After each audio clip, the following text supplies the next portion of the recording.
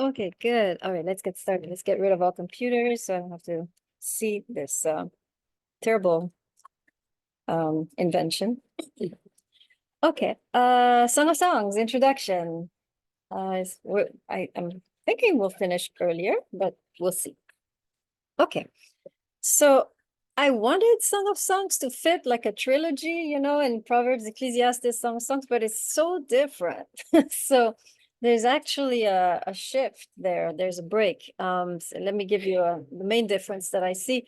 Proverbs, Ecclesiastes is kind of like the setting is the king's court, right? It's the setting of teaching the successor. You have the father teaching the son in order that the son might be king, might be right. This is really, if you think of it that way, that's really, it's not just written for, you know, a lay audience. The primary audience is the successor of the throne. And so you have a king in both contexts, Proverbs and Ecclesiastes. You have a king who is trying to shape the mind of his son so that the successor will be, you know, good. So you have, it's a courtly context. You have a father and a son, and you have this teaching, you know, mostly targeting the man's, mostly targeting a young man who it deals with the young man's issues and so forth. Now with Song of Songs, we're completely outside of that courtly context. We enter a garden, right? We find ourselves again in a garden. And so that's the first indication that we're shifting to the mother's house, right? And in this garden, you have no more a king teaching a son. You have a woman who is, of course, we'll argue that she is the embodiment of Lady Wisdom, right? We're now zooming in. We've been talking about her, right?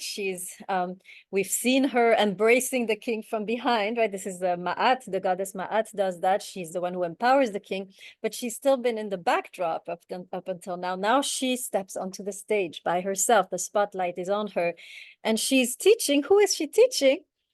The women of the court, right? So the teaching, the Song of Songs is a very special book because the way that I read it, obviously anyone can read it and find something there, but the way we're going to read it is as a teaching of a woman of wisdom, Lady Wisdom herself, to the women of the court, or to the women. In the text, we have the daughters of Jerusalem, right? So this is the target audience, right? You could argue, of the Song of Songs. So, and what is she teaching? What could she possibly be teaching those women? What do you think Lady Wisdom is going to teach the women, the daughters of Jerusalem? What will be the primary teaching there? Anybody have any idea? Love. Very good, right? Am I allowed to answer these? You are. We did this already. Oh, it's very different. So yes, you're allowed to talk. Yes, absolutely. Right. If a woman can love, she will connect, right? The connection is established, and that is how the wisdom can flow, right? Remember, the woman has already, according to these texts, inherent wisdom, doesn't need to be taught, right? What she needs to be taught, though, is how to transmit the wisdom, how is she going to get the man's attention so that he listens, right? That's the key here. So that the key teaching of the Song of Songs is how to love, right? How to create this connection so that the wisdom then easily, spontaneously, naturally flows from one to the other, right? In a way. So that's really the teaching. Now, obviously, as a man, you can learn a lot there. But I'll be focusing, of course, on what the women are learning, but and checking with you guys. Remember, you guys are the ones who have to rein me in, right? So I'll be checking with you guys whether the teachings are correct when it comes to female-male psychology, right? Good. By the way, this is a new type of literature. We have a lot of literature on love where the man teaches the son how to love. And historically, right, we have the some of the most beautiful courtly literature of the court is the literature teaching a man how to love a woman. There's the first one, and you all know this, is for example, the Kama Sutra, right? This is the genre, right, that you have throughout the cultures, throughout the centuries. The first one we know of, right? This is teaching, this is written by men for men to teach them how to love a woman. I suggest to all the men in the room to take a look, right? This is the maybe not immediately, but when you're ready, right? On your wedding night, take a quick look. Some of the right, this is mainly right how to love a woman, how to approach a woman's body is really very brilliant material, right? Kama Sutra, so man to man, right? Males writing to males. Then you have so this is the Hindu tradition, right? We also have in the Arabic tradition something similar called the perfume garden. Same thing. I think they're familiar with these texts because they say pretty much the same thing. So same ideas. Again, a man teaching a young man how to love a woman, right? And then you have, I believe, some pages in the Talmud, in the Jewish context. You also have several passages on how to properly make love to the woman. Now, this is very different. This is the Kama Sutra for women. Right? This one, Song of Songs. Although it does have a lot of advice when it comes to loving a woman, it is, in my view, mostly it's very different because it's a text written for women by women, maybe, right? At least somebody very attuned to female psychology. And so, and the teaching is not so much sexuality like in those other books as it is how to love, right? How to craft a relationship, how to, we're going to look at two things. We're going to look at the art of seduction and we're going to look at the secret to lasting love, two things that any woman needs to have in her repertoire, right, of techniques, right? So the art of seduction and the secret to lasting love. So it's a very different approach, right? We're looking more at the emotional dynamics. These first two texts are looking at the physical dynamics, right?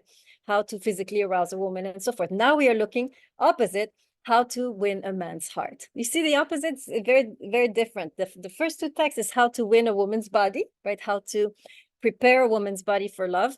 This one is how to prepare a man's heart for wisdom, right? You could say. So very, very different, but participates, in my view, in this genre of literature. Okay, so so in this text, we have, of course, the central woman, which we're going to talk about in a bit. And who, of course, she hardly looks like Lady Wisdom in the beginning, right? She's very young, inexperienced, foolish, reckless, right? Obsessive, clingy, needy. She's a mess. She's a wreck, right? So this woman initially looks very foolish rather than wise, right? So why should we learn anything from this girl, right? She's even not even yet completely a woman, right? This is her first love. You can very clearly tell that this is the first time she's been with a man, right? It's a very young and experienced woman. What can we possibly learn from her? Well, what's interesting, and we'll see this, is as the text progresses, she matures.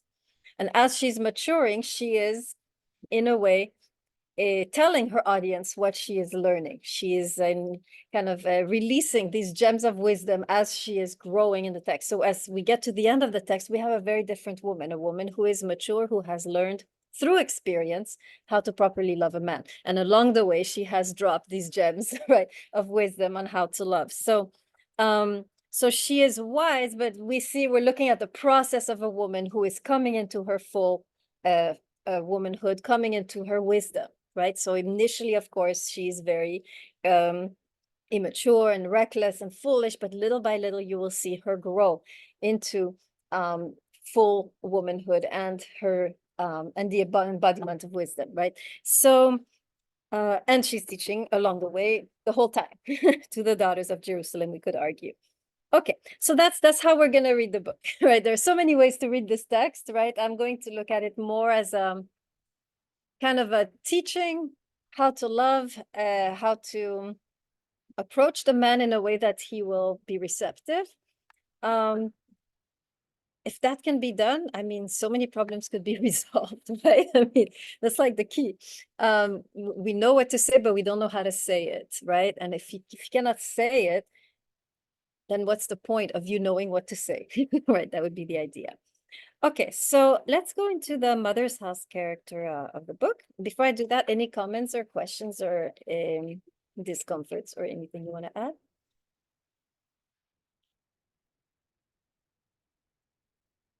staring at me. Yes. You want to give your theory of who you think wrote Song of Songs? I think it's Solomon. I mean, main reason is, From whose perspective? yeah, he's really very, very sensitive to the woman's perspective. I mean, You had a specific woman in mind. yes, yes, I will mention her. She's coming. Yes, yeah. I'm.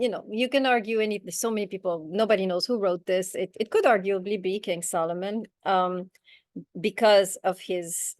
He's so intelligent. He can totally get into the woman's psychology, and because you have still the same, allusions to the goddess religions, it's still very much, there's a lot of connections, right, in this text. So yes, and we're going to look at which particular woman he's alluding to, perhaps. Very good.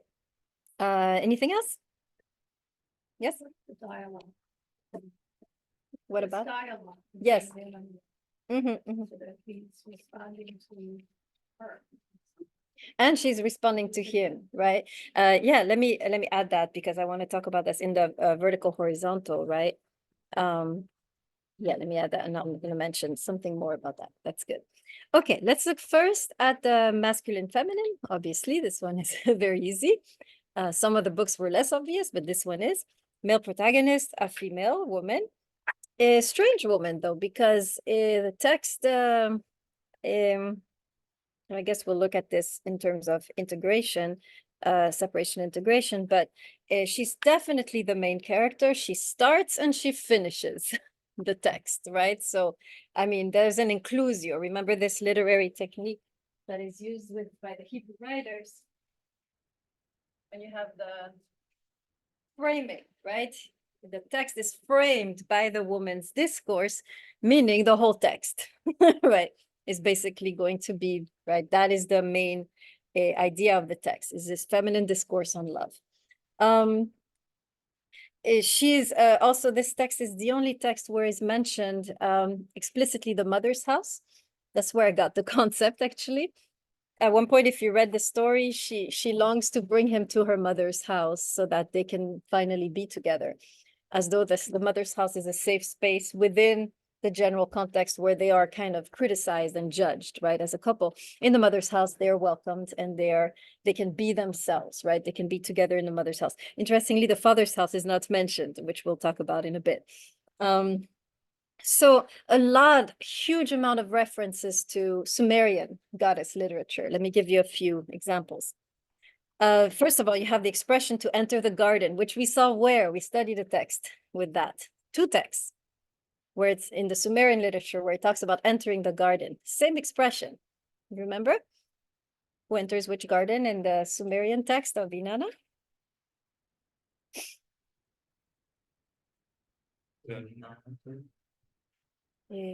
How was it? Does she go into one when she's getting the powers? But no, that's the other. Before her wedding, she's with Dumuzi. But I forgot if she enters his garden or he enters her garden. Does anybody? She enters his garden? I think that he's the gardener. He's not the farmer, though. He's the shepherd. Ah, this sucks. If I she, don't- she wanted to marry the shepherd. I mean, the farmer, yeah. He knocks on her door. Yeah, which is, by the way, her mother's house. Oh man, this sucks. I didn't bring the text. I think he enters hers. Yeah, I'll check. I'll check on that. But in any case, somebody enters a garden, right? And in the context of Sumerian literature, it's interesting. And this might be a good argument for some of you who think that the lovers are still chaste in the Song of Songs, right? There's 50% commentators say, of course they're having sex, and 50% are like, of course not, right? So entering the garden in Sumerian literature is more like sexual exploration, because only after that does she open up her bed, right, for the man in the marriage ceremony. So I can leave that's some arguments for you if you want to argue the chastity of the lovers. You have some arguments there in the sense that the garden doesn't mean necessarily that they're actually having sex. But it definitely means sexual exploration, right, or foreplay. And then in the Sumerian literature, that expression, then there's the next level, which is the bed and the moment of consummation and the moment of marriage, right? Which is identified with that. So that's actually a pretty strong argument for the fact that the lovers might have waited, right? On the other hand, you have these images of she's a fountain sealed, and then later she is a flowing fountain, right? Or she's a garden closed, and then he enters the garden. So that would be for the other side. I will let you decide. I will sow confusion in your young mind, right? But definitely, right, there's definitely some trespassing of the usual boundaries, which we'll talk about. That's for sure. We cannot read the text as a text where the lovers are where the lovers are doing the right thing, right? And I'll explain why in a bit. But certainly you can argue for the fact that it's still on the level of, you can still argue that they're exploring, but not yet fully. You can make that argument. I think it works based on the ancient Near Eastern parallels, right? Okay, so that's the first expression that is parallel. So you can see that certainly the author of the Song of Songs is familiar with these texts because he's borrowing the language, right, of entering the garden. Song of Songs is much later than Inanna, right? But and we know Solomon was reading these texts, right? Because he was participating in goddess worship for a while, right? Then we have this notion of the mother's house, which we find in Inanna, in the story of Inanna, where she brings her lover, into her mother's house to I believe that's where the marriage takes place, right? So this gives us some insight what the mother's house means in the context of the ancient Near East. The mother's house is basically the house of the affairs of the heart, right? Anything that pertains to relationships, to the dynamic between couples. It's a safe space, right? It's also has to do with marriage, with cohabitation, but that's the mother's house. So the mother's house is really the house where matters of the heart are spoken about, unlike the father's house, which is more about the political aspect, how to treat your neighbor, how to treat, that person over here, that person, right? The mother's house is how to treat members of your family, especially your spouse, right? That would be the specialty of the mother's house. So in Inanna, she brings Dumuzi into the mother's house, and here you have the same thing. She longs to bring her lover into the mother's house, where they will be safe and hidden away from the judgments of others. Then you have this interesting, so this I saw, and I wish I had brought the book, because the expression, his left hand is under my head and his right hand embraces me. So this is a posture of, they are kind of in a very intimate embrace. That embrace, you have a carving, a sacred carving dating back from the Empire of Sumer, where you have exactly that position. You see the man, let me see, his left hand is under her head, right? So he's I'll draw it. Let me draw it correctly. This is terrible. The thing, I wish I had brought it, but you have the, okay, they are, let's put the woman there. Good. Okay. So his left hand is under her head, right? And his right hand embraces her. That position is, I'm sorry, a caveman version of these things, right? So that position is found in this sacred carving, right? So he's also aware, right? This is a typical carving of the sacred marriage imagery, right? This is sacred marriage imagery, or imagery. So you have, so that verse, when I read it, and then I saw that particular carving, which is part of the cultic elements of the worship of Inanna, I was struck, right, by the similarity. Okay, so all right, so let's ask ourselves again, why is King Solomon, if he is the author, why is he borrowing from the goddess literature to talk here about this particular woman, right? Any ideas why he would want to borrow again from the Sumerian literature? So this time he's borrowing from Sumer, not so much from Egypt, right? That's why it's very different. Why is he choosing to assimilate the woman of the Song of Songs to the goddess Inanna? What's the point? What's he doing? Why is he assimilating her to the goddess Inanna, and by default, her lover, to Dumuzi, right? What is he doing? Why? Why would he choose to do that? What's he trying to do?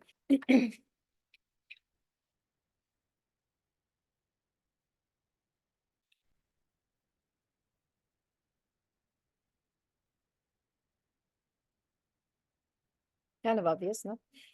Yes. Is he trying to paint it in like a royal way, like saying that you have to treat each other like as if you're like a goddess and a king? Yeah, so for sure, right? It's like he's saying the Shulamit, right? Who is the name of the woman, right? Let's just learn this word right now because I'm going to use it. The Shulamit. Right? By the way, same root as Solomon, right? Shlomo. It's interesting, the play on words, right? So we have the Shulamit and Shlomo. This is the couple here. So the clearly the lover there who is referred as a shepherd. So we're like, okay, is it a shepherd or is it a king? Actually, in ancient Israel, the shepherd was the king, right? The king was represented by a shepherd. The king was considered to be a shepherd. So when you see the word shepherd, it's code word for king, right? So the couple here is not so much the Shulamit with a young poor shepherd. I think the couple is, like you're saying, a royal couple is a couple between the Shulamit and Shlomo, Solomon, right? So what we're learning here is what Solomon's trying to say is that the Shulamit is to Solomon as Inanna is to Dumuzi. He's trying to replicate, right, this literature. Of course, but then he goes deeper, right? The Shulamit is to King Solomon as the woman is to her man, right? We will see that it goes down to, right, any woman will be to her spouse like the Shulamit is to Solomon and Inanna is to Dumuzi, right? He's trying to replicate this to bring this wisdom into the literature of Israel, into the Hebrew literature, because he's going to make the same point, right? The woman, not happening. Okay, right.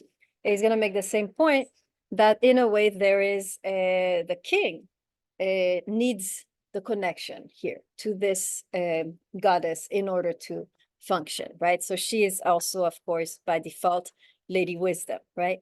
Okay. Good. Okay, so just to finish on this notion of the Shulamit having the traits of Inanna in very similar way, right? Just like Inanna and the priestess of Inanna would teach the women, right, how to make love and so forth. There was a whole teaching like that. This woman, right, the Shulamit is going to do the same to the daughters of Israel, okay, of Jerusalem. All right, let's go to any questions on this before I go to vertical, horizontal? Okay, good. Vertical, horizontal. Okay, so here we go to what you were saying. This is one of the most contentious moments of the text. God is not speaking. In fact, he never appears, except half of his name appears when there's the mention of the fire of Yah, right, in the Hebrew. But you don't have the whole name there. So he appears really quickly, right, when she compares love to a fire in, I think, around chapter 8. But otherwise, it's just these two lovers who are speaking. And, what are they speaking about? They're barely, right? This is not a religious conversation. This is not a very chaste conversation, right? The lovers are basically enraptured by each other, describing each other and loving on each other. So there's so much horizontality there that the rabbis, there was a whole dispute whether to keep the Song of Songs, right? In the canon, in the biblical canon. And I think I mentioned this, Rabbi Akiba is the only one who defended the Song of Songs. And he said, you people are fools. You don't understand anything. The Song of Songs is in fact the Holy of Holies. Okay, let's stop on that and analyze. I think we talked about this earlier, right? Did we at some point? No? Okay, so let's probably in a different class. Okay, good. So let's stop on that a little bit. What did Rabbi Akiba, let me write his name. It's a very important moment in the canonization of the Song of Songs. What in the world did he mean by saying that the Song of Songs is the Holy of Holies, and therefore all the more so it should be kept in the biblical canon? Okay, so first of all, what is the Holy of Holies? What is he referring to? Anybody know? I'll just get back up and draw. The intersection. Yes. Okay, good. So here's the temple. I don't know. I am very bad at drawing rectangles. We will make the temple a rectangle. Okay, so in the temple you had, no, this is really bad. I'll make a temple like this. Okay, this is the entrance. We'll put stairs. Are there stairs? Yes, I think so. So this is the entrance, and you have several divisions, right? You have the court of the Gentiles first. Right? So if you're a Gentile, you can come. If you're not a Jew, you can come and worship, but you stay here. Then it goes a little further to the women's court. So if you're a woman, but you're a Jew, you can come further. Then you have the men's court, and I'm going, right? And then you have the holy. Nobody goes through here except the priests. And this, you have all kinds of symbolic entities there. And then you have the Holy of Holies, which no one enters except once a year, the high priest for the Day of Atonement. And here you have the very presence of God, right? Okay. So now you know the story, right? So on the only time, right, the high priest is entering once a year is during the Day of Atonement to cleanse that area and to release all the sins, right? But otherwise, nobody goes there because God dwells there. Okay. Now tell me, why in the world would Rabbi Akiba say the Song of Songs is the Holy of Holies? What's he say? What's his meaning here?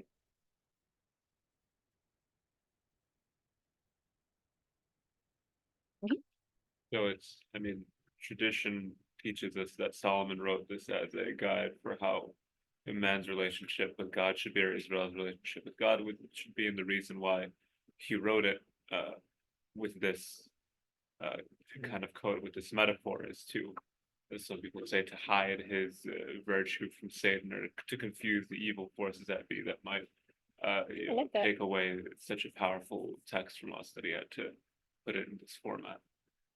So he hid it. I like that. That's really interesting. Who said that? It's the And this is the general understanding. traditional kind Is it in of I don't the, know if it is there a keeps, text? Is there a text for that? Did someone write this? That it was There is hidden. one song. probably. Yeah, if you can find it, let me know. If Yeah. you can, but you don't have to. But I like that. They hid it into the kind of humble garb of just two lovers, but actually there's something much more profound going on. So absolutely, right?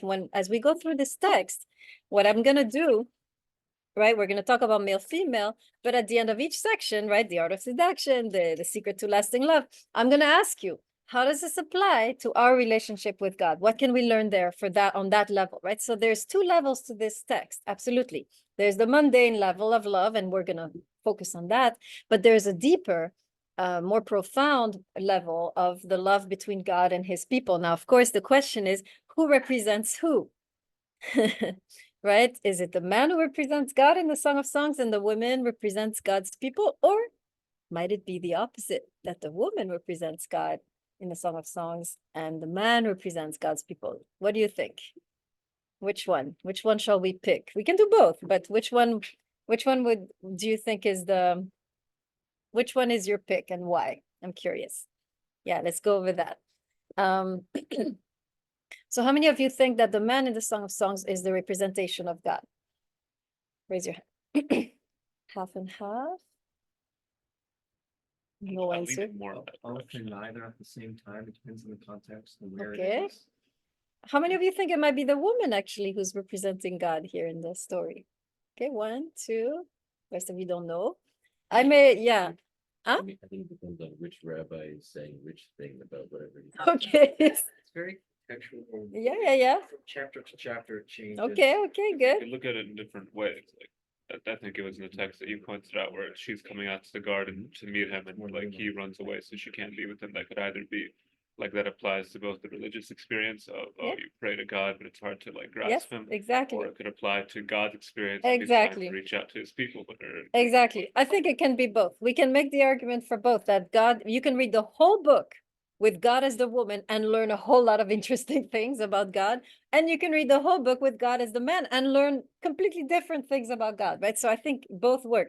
I've made the argument before that the woman is a better candidate, mostly because she's the most passionate one in the story. And obviously, when you read the prophets and you see how God is passionately pursuing his people, I see more connections personally between God and the woman, right? Because of this passion that she has, and the way that she's initiating, and she's the one doing all the pursuing. That feels more like God than the man who's kind of starts, becomes important only in chapter 4, right? Did you want to add something? Mm.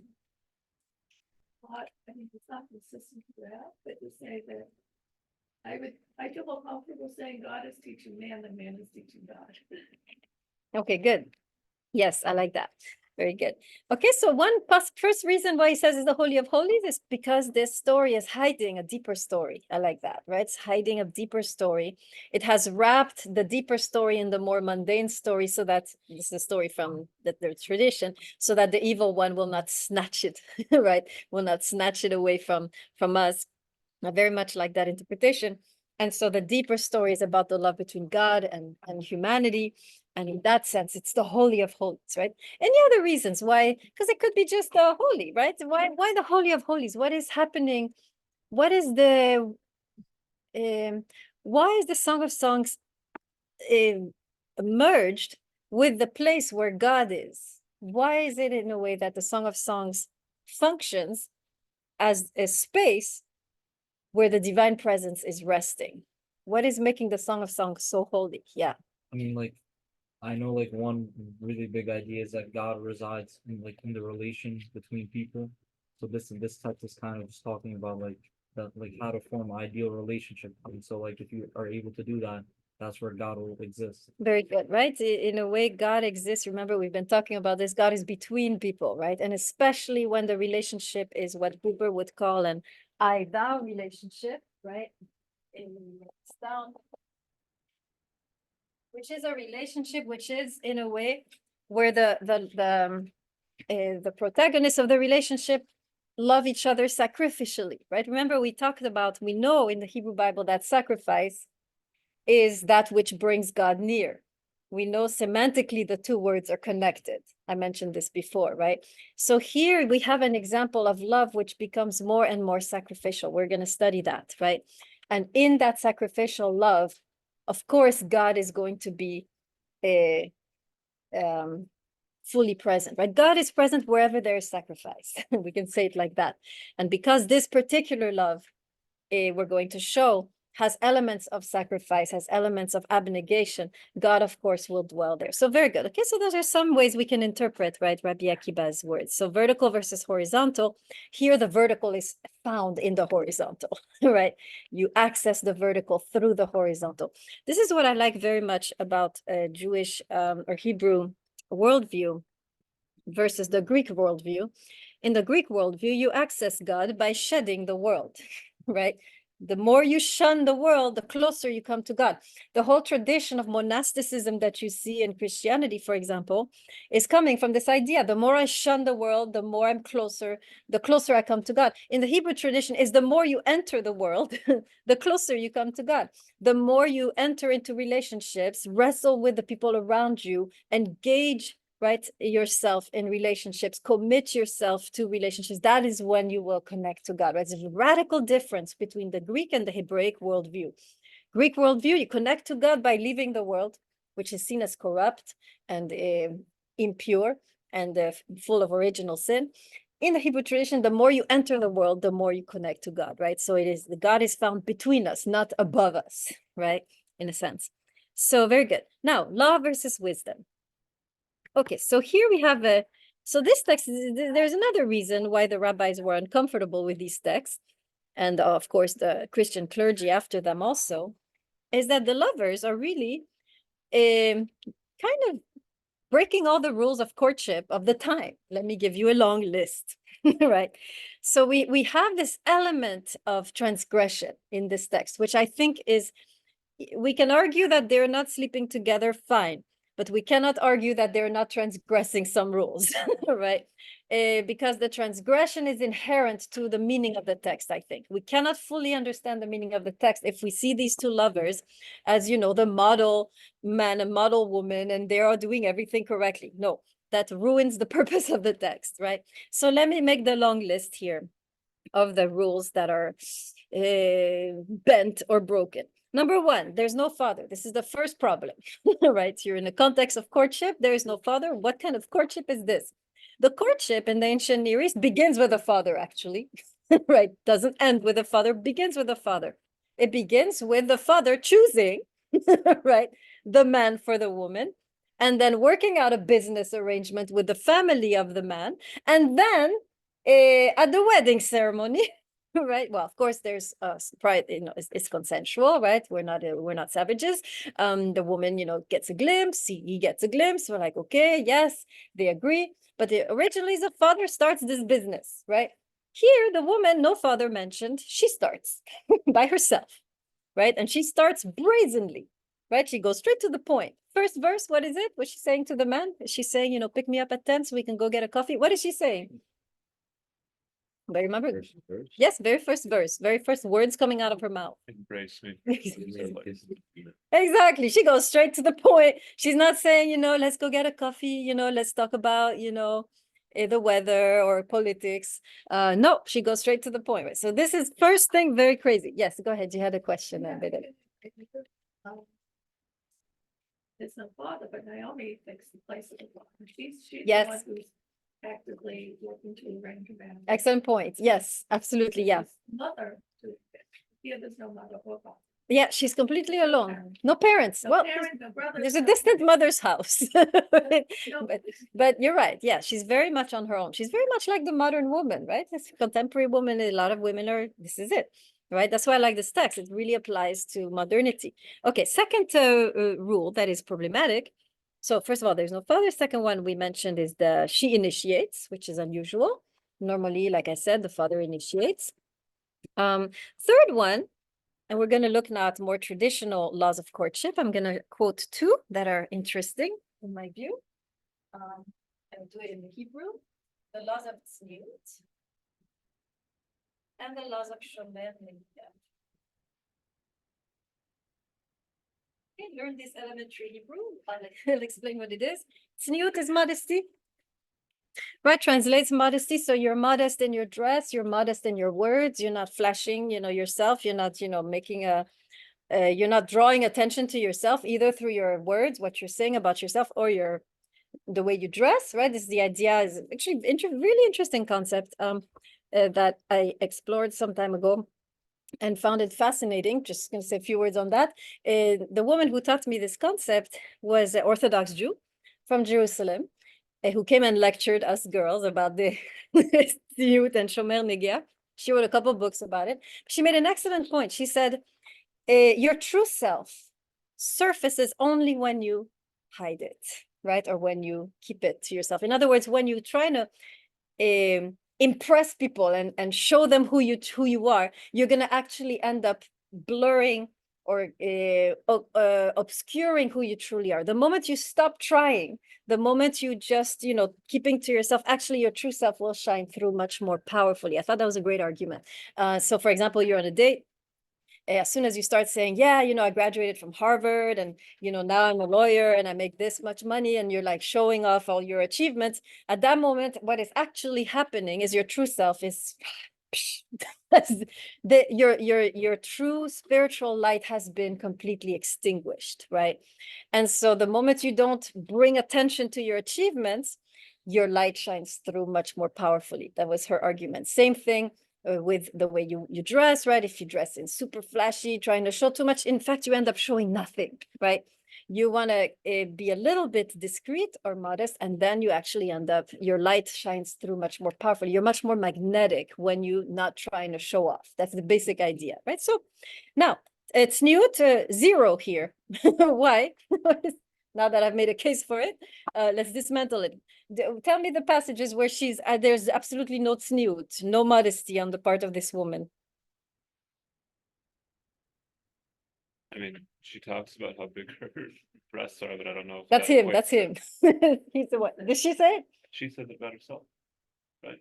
That's possible. Yeah. No, they call attention. Yeah. That doesn't mean she's like revealing. She's definitely right. There's a lot of, and they're talking about each other's bodies all day long, right? Where's the tzniut? And the rabbis were horrified. They were like, this is graphic. We cannot have people read this, right? So there's a sense of really freedom, right? In the text. There's not really this modesty that you're used to. Shomer Negiah is the law which prohibits touching before marriage. This is a law that you have in traditional Jewish context, right? You date, you talk, but you don't touch, right? The idea is once you start touching, you lose your mind and you can't make a rational decision, right? So, and marriage is the most rational decision you need to make. So you better have a clear mind. So if you go too far, your mind goes out the window and then you make stupid mistakes and marry stupid people. That's basically the idea, right? So, Not yet. so No, no touching, because that leads to mixed dancing, and mixed dancing. very good, very good. So, excellent advice. Shomer Negia in the text? Absolutely not. That for sure. This is out the window in the text. They're definitely exploring and they're intimate, although they might not have gone as far as sex, but there's definitely a lot of intimacy. So this is broken, right? In fact, there's another law that is observed by Orthodox Jews, which is you cannot be alone in a private setting with a woman. It always has to be public. Now, where does she tell him, let's go, let's go? Where's she leading this guy? Each time she's inviting him where? Anybody remember? Garden. No, almost. Not the garden, no. It's true. No. She's inviting him to go on a short, 2-day vacation. Where? It's like a weekend vacation to the villages, right? She invites him outside of the walls of Jerusalem to the villages, which is more, nobody's watching them there. This is the equivalent of moving from public to private. It's basically saying, hey, let's go to this hotel in New Jersey. That's basically what she's saying, right? I mean, away from the eyes of Kew Gardens, right? So this is awful, right? This is insane in the Hebrew Bible, right? She's the one inviting him, not him, right? She's the one trying to seduce this guy. Speaking of which, other point, she's the one arousing him, not him arousing her. Several times it says, I have aroused you, right? So she's the one initiating this man to love rather than man initiating the woman to love like we are used to seeing, right? Other terrible situation their love is an interracial love, perhaps even interreligious love. They're not the same race. Oh, you can make the argument she's just tanned, right? So commentators are split some because she says, remember, she says, I'm black yet lovely, or I'm black and lovely. By the way, the article there, which we translate, I am black but lovely, can also mean and lovely. The translations have been biased over the years. You can also translate just as well, I'm black and lovely. So black what? She's tan. So some commentators are like, oh, she's just a peasant woman in the sun. Some commentators say, well, no, she's actually of a different race. She's probably coming from East Africa. She's an immigrant. There were many immigrants in the land of Israel at that time. It was not a homogeneous society. It was very, very mixed society. And very likely she could have come from Egypt or today's version of Ethiopia and Sudan. So so that's another right shocking information. And then of course there's the notion of virginity, right? And in the text it's subtle. Hebrew text is always very subtle, but you have a subtle moment where she says, I didn't keep my vineyard and my brothers were angry at me. Well, that might be an allusion to her, in a way, losing her, or being not so much violated, but losing that particular boundary, right? And her brothers, who represent, the laws of modesty, the laws of honor, are angry at her. Yes. It seems that her brothers, like, whatever were mad with her, and they made her guard the vineyards. And the vineyard I haven't kept. By extension, she didn't guard her own vineyard. Exactly, right? So it's subtle, right? You can. Like brothers and mad at her, like they were like. But they're angry because she didn't keep something, right? If I remember. It seemed like they were mad before she did. Show me the text. Let's go there. Oh, thanks. I'm dark but comely. Blah blah blah. Don't stare at me. Okay. Yes. Although it could be simply she's saying why, right? My mother's sons quarreled with me. Why? Because they made me guard the vineyards, and my own vineyard I did not guard. So it could be the anger could be relating to that. She's explaining, right? So there's some commentators have looked at that and said, well, here, possibly she is, in a way has lost that part of it. So she's not, right? The key here is she's not a perfect, right? She's not the ideal woman, right? There are some flaws, and you'll see later the way she interacts with the man. She has a lot of you can sense she's obsessed, clingy, she's really not following at all her own advice, right?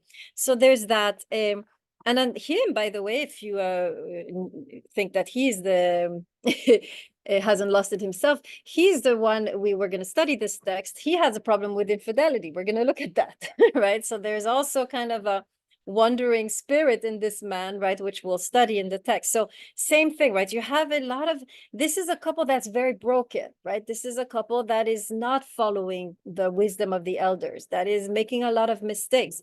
And the question, of course, is why would that particular relationship be chosen, described by the author to depict the relationship between us and God? Anybody have any idea why he picked such broken characters? Right? They should be ideal, right? It should be a beautiful myth with a beautiful. Have you seen Bollywood movies? Anybody? Yes, you see how it's always perfect people, like the two heroes, the woman and the man, is like the absolute, right, summit of perfection. Here's the absolute summit of imperfection, right? Anybody have any idea why the author is picking these two very broken people to, and we'll meet them more up close as we go in the text, but take it from me right now, right? They are not the perfect ideal man or perfect ideal woman. Why? Why is King Solomon picking that type of characters, this type of characters for his story, which is supposed to be the Holy of Holies? Any idea?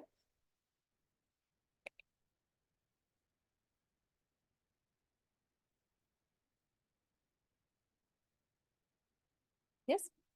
But people are not perfect, and but you don't have to be a perfect person to have a relationship with God. Okay, very nice, right? This is the idea that, in fact, brokenness. Expecting to be perfect, Yes. waiting to be perfect. and Exactly. never- Exactly, excellent, right? So there's a notion of brokenness as being a possible path to God, right? We're going to look at, we've seen this over and over again, right? This is the notion that perfection is not required in order to have a glimpse or touch, right, the essence of God. This is, and we'll look at why this is important, why their brokenness is important here. Okay, separation, or any comments before I go to the next point? Separation versus integration. Okay. All right, so here we have this notion, this woman, right, which I'll talk about a little more now in terms of her separation, in terms of her being very different character. So there's a whole school of thought which argues that this text is retelling the story between King Solomon and the Queen of Sheba. Anybody familiar with the Queen of Sheba? Who is she? Anybody can tell me a little bit?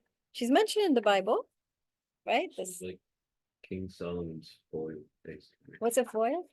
Like a character who's like opposite but similar, who serves to like highlight certain traits. Yes. certain- Good. I like that. Yes. She's like his his equivalent or his mirror. Yeah. Yeah, very nice. How so? There's a whole bunch of stories, like she comes with various riddles and puzzles for it to solve. Answers them, making her riddles and puzzles. Very nice. Right, this is a queen who was situated in the east coast of Africa. She is herself at the time a wise woman, right? She's known all over her region, geographical region, as being a wise woman. And she hears there's some wise man up north who is supposed to be great and amazing. So she's like, let me go check this man out and see if he's as great as people think he is. So she travels up there. This is biblical narrative still. Travels up there with a caravan, right, of spices, gold, jewels, precious stones, and so forth, enters the court of Solomon. She is now, of course, they have an interaction. She tests him and he succeeds. He passes the test. And then the biblical story ends there, but tradition continues that actually they slept together and she left pregnant, right? And that her son gave rise to the Ethiopian Jews, right? The Falashas, who are still today in Ethiopia. So that's the tradition, Ethiopian tradition, right? That's King Solomon has a whole tribe over there, right? So that's the story. So some commentators say, this is the story, right? Perhaps a beautiful rendition of that particular story, these two powerful characters, right, interacting. Good. So clearly, right, you have the notion here of integration, right? You have this foreign woman who, if we go with this, right, who is coming from a different ethnicity, different race, and yet she is the main protagonist. She's doing all of the teaching, right? So this is again a moment of profound integration of other cultures into the biblical text, right? Good. Now, finally, doing versus receiving. Let's go to this last point. So what I'm going to look at as we go in the text, there are millions of ways to look at the text, but what I'm noticing there, which I think is one of the central meanings of the text, is the movement of the journey of the woman from clinginess to surrender. That's in essence what I'm seeing there. And I'm seeing her growth, her maturing as a woman is paralleling her ability to let go, right? Initially, she's grasping, she's needy, she's clingy. First thing she says is, you know, kiss me with the kisses of your mouth, for your love is as sweet as. She's trying to grab onto this guy, right?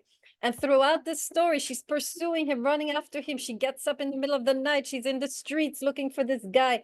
She's, you know, constantly calling out to him. She's saying she's sick with love and she's longing for him. And the daughters of Jerusalem, her friends, the bitches, they're like, where is he? Where'd he go? And, right. And she's like, I don't know. And they're like, what do you see in him? And, you know, they're kind of shedding doubt on her relationship, but she just pursues, right? And so forth. So whole time she's over, and little by little, and of course he completely elusive, a typical male behavior, a reaction to this, right? Anytime as a woman you try to grasp the man is gone. That is the best way to make the man flee. Just learn this once and for all, the two women in the room. Right, this is what we do. We try to grab onto the guy, make him ours, and you know, we pursue him, we texting him all day long. I had two friends who became a couple, and they broke up. One of the main reasons is that the guy told me later, they were constantly FaceTiming and he was sick of it. It was they would be together a few days of the week and then he would go home to kind of like, you know, process. And he couldn't, because it was all day FaceTiming, even when they were apart. He got so overwhelmed and exhausted that one day he just had to, you know, stop because he just couldn't think clearly. So this is her. Right, constantly, hey, how are you? Texting, are you there? Are we meeting tonight? Where are you? What you doing? Right, and so forth, all the time. And this man is just, he's gone. You see him, the first 4 chapters, you do not see this man. This man is on the run, right? Because this woman is just running after this, right? Right. So of course, after a while, she gets the point, right? And she starts to take a step back. And we're going to study these texts. And this is the turning point. She starts to take a step back and to release the man. She starts to surrender, right? To which in a way is the best way to, in other words, she's putting herself in a position of receptivity. As long as you're like this grasping, can you receive as long as your hands are like this? What's the position of receptivity? Show me exactly, right? And the prerequisite is you release your grasp. The moment you release your grasp, now you're receptive. You see, it's very simple. I'm just giving you the imagery, right? The moment you release your grasp like this is the moment you become receptive and therefore privy to the gifts or whatever is coming your way, right? So this is the turning point. And this is where I believe she finds her wisdom, right? The moment she's able to let go and begin to surrender is the moment that the man finally starts to come around. And that's when you have the famous story where he's pounding on her door, right? Trying to get in and so forth, right? So then he becomes much more proactive. He becomes a much more important character from that point on. It's as though she empowered him by disempowering herself. We could say that, right? Good. So we're going to look at that. Her shift from grasping to receiving, from striving to restfulness. And it's as she begins to embody more and more the feminine virtues of receiving, of rest, of surrender, that she, in a way, at the same time, empowers the man to become more actively engaged or focused on her, right? So we're going to look at that. So, okay. For next time, I want you to, any comments before I tell you what to read, what to focus on when you read next time? Okay. So, all right, next time I want you to read the whole thing, but focus on this passage. Daughters of Jerusalem, do not arouse love before it is ready. It comes up over and over again. Daughters of Jerusalem, do not awaken love until something like that, until it is ready. I want you to ponder that passage. And just read the whole thing just to get an idea. And then next time we will focus on another passage which repeats. I'm going to look at that. Okay, but in general, yeah, just do a reading assignment on the whole thing, but pay special attention to the passages that repeat. we're gonna look at those passages. There's another passage also that repeats. I'm gonna ask you if you found it. Okay, this should be interesting. So I will see you next week, and we shall begin our exploration of the Song of Songs then. You must read the whole